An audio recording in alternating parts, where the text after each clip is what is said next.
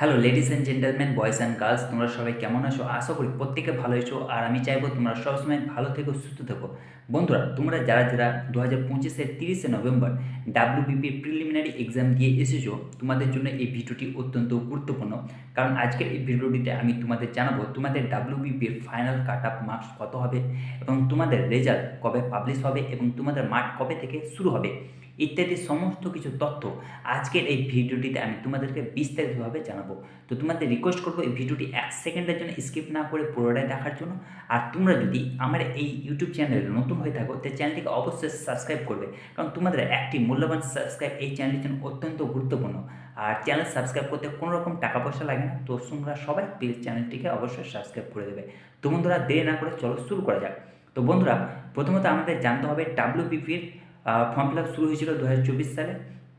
তোমাদের মধ্যে অর্থাৎ যেসব ক্যান্ডিডেটরা ডাব্লিউবিপির ফর্ম ফিল আপ করেছিল 2024-এ, তারা প্রত্যেকেই ম্যাক্সিমাম স্টুডেন্ট 2025-এর 30শে নভেম্বর এর প্রিলিমিনারি এক্সাম দিয়ে এসেছো। তো যারা এক্সাম দিয়েছো তোমরা সবাই জানো, তোমাদের এক্সাম ছিল 85 নাম্বারের, সময় ছিল মাত্র 60 মিনিট। অর্থাৎ তোমাদের টোটাল সাবজেক্ট ছিল 4টে।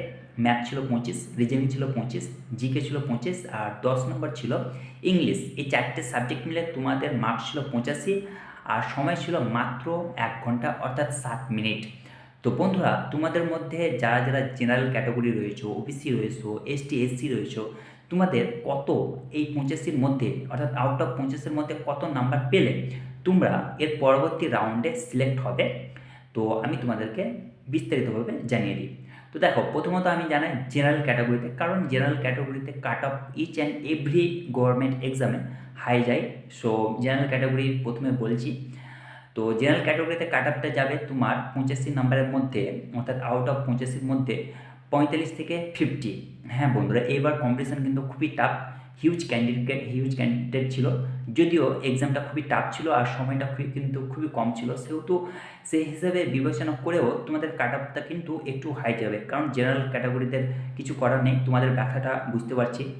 কারণ তোমাদের সব এক্সামেই তোমাদের কাট অফ মানে বেশি তুলতে হয়, আর নিজের ক্ষমতায় তোমাদেরকে যে কোনো গভর্নমেন্টের প্রিপারেশান নিতে হয়, প্লাস চাকরি পেতে হয়। তো যারা জেনারেল ক্যাটাগরি রয়েছে তাদের জন্য আমি স্যালিউট জানাই। তোমরা স্ট্রাগল করছো, পড়াশোনা করছো, তো তোমরা টেনশন করো না, পরিশ্রম করো, চেষ্টা করো, অবশ্যই তোমরাও সফল হবে। তো ডাব্লিউবিপিতে আউট অফ 85 নাম্বারের মধ্যে জেনারেল ক্যাটাগরিতে কাট অফ যাবে 45 থেকে 50। আর যারা ওবিসি রয়েছে, ওবিসি ক্যান্ডিডেটদের জন্য একটু টাফ, কাট অফটা একটু বেশি যাবে, কারণ জেনারেল ক্যান্ডিডেটদের জন্য আউট অফ 85 নাম্বারের মধ্যে কাট অফ যাবে তোমার 40 থেকে 45। আর যারা এসটি ক্যান্ডিডেট রয়েছে তাদের জন্য 85 নাম্বারের মধ্যে কাট অফ যাবে তোমার 35 থেকে 40। হ্যাঁ, এসটি ক্যান্ডিডেটের জন্য 35 থেকে 40 এই নাম্বারের মধ্যে কিন্তু তোমাদের কাট অফ যাবে। আর যারা এসসি ক্যান্ডিডেট রয়েছে তোমাদেরকে এই 85 নাম্বারের মধ্যে তোমরা যদি 30 থেকে 35 এর মধ্যে নাম্বার তুলতে পারো, তাহলে কিন্তু তোমরা অনায়াসে এর পরবর্তী রাউন্ডে কিন্তু ডাব্লিউবিপির পরবর্তী রাউন্ডে কিন্তু তোমরা সিলেকশন হয়ে যাবে। তো এই হচ্ছে জেনারেল ক্যাটাগরি, ওবিসি, এসটি এসসির একটা কাট আপ। এই কাট-আপের মধ্যে কিন্তু 1-2 নম্বর বেশি, কম হবে কিন্তু বেশি হবে না, আই হোপ। এটা হচ্ছে তোমাদের ডাব্লিউবিপির কাট আপ। আর তো এবার তোমাদেরকে জানাই যে তোমাদের ডাব্লিউবিপির রেজাল্ট পাবলিশ কবে হবে। দেখো বন্ধুরা, রেজাল্ট পাবলিশ হওয়ার কথা ছিল এই চলতি ডিসেম্বর মাসে, কিন্তু কোনো কারণে হয়ে ওঠেনি। কিন্তু তোমাদের রেজাল্ট কিন্তু 2026-এর 1 জানুয়ারির মধ্যে কিন্তু পাবলিশ হবে। 1 জানুয়ারিতে তোমাদের রেজাল্ট পাবলিশ হওয়ার পর কিন্তু তোমাদের মাঠ কিছুদিনের মধ্যে শুরু হয়ে যাবে। তো তোমরা এখন থেকে প্রিপারেশন নিতে শুরু করো।